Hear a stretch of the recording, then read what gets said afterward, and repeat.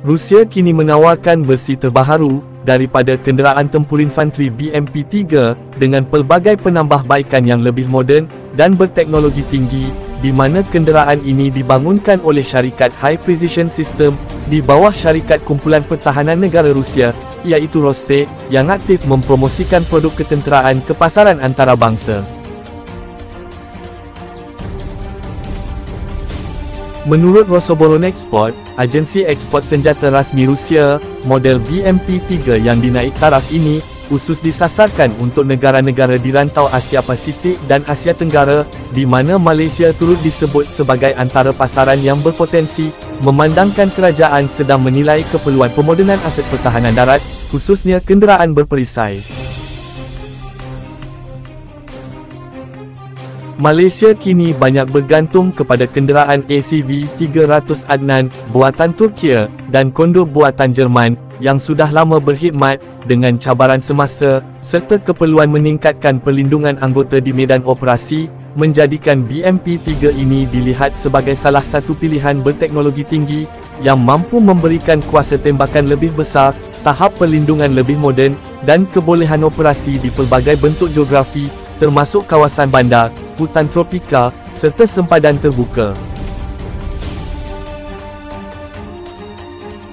Varian terbaharu BMP-3 dilengkapi sistem perintah berasaskan firmware yang membolehkan operasi lebih berdikari, di mana ia turut dibangunkan berdasarkan pengalaman sebenar di medan tempur, menjadikannya lebih tahan lasak, boleh dipercayai, serta berkesan dalam operasi gabungan bersama pasukan darat. Dengan keupayaan ini seiring dengan trend peperangan moden yang semakin menekankan otomasi dan sokongan teknologi tinggi.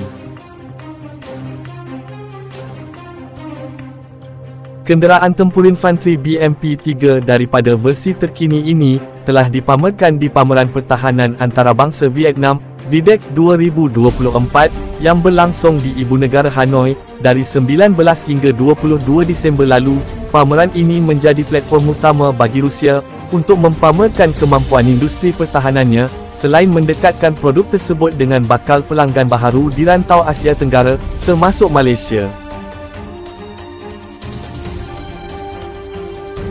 Kenderaan tempur infanteri BMP-3 bukanlah kenderaan yang asing di Asia Pasifik, di mana Indonesia dan Korea Selatan sudah pun mengoperasikan kenderaan ini dalam jumlah tertentu, dan kehadiran BMP-3 di rantau ini memberi gambaran bahawa platform berkenaan sudah terbukti berfungsi dalam persekitaran operasi tempatan, sekaligus menjadi faktor penting untuk dipertimbangkan oleh Malaysia.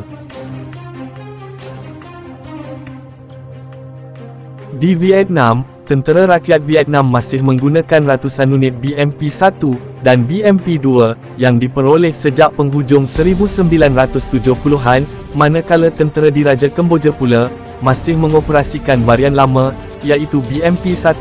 di mana keadaan ini membuka peluang kepada Rusia untuk menawarkan BMP-3 sebagai pilihan pengganti, dan untuk Malaysia, sekiranya turut mempertimbangkan platform ini, akan mampu menyertai gelombang pemodenan daripada pertahanan darat di rantau Asia Tenggara.